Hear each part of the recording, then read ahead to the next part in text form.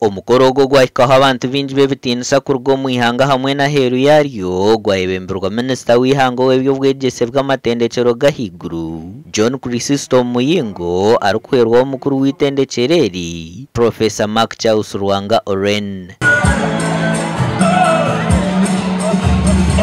Innovative and raise more local revenue and aim at financial sustainability in the medium term. Special thanks to the President and Commander-in-Chief of Uganda Armed Forces.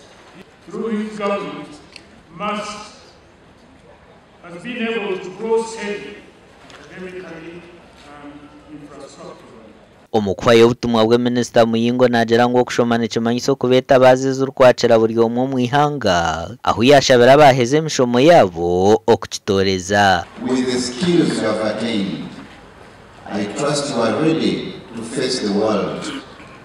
As you leave the university, some things may not go as you planned, as you expected, or as you had planned. I remain optimistic that the universities and the National Council for Higher Education would come together and work out a more realistic terminology on how the status of programs due for review or under review will be addressed.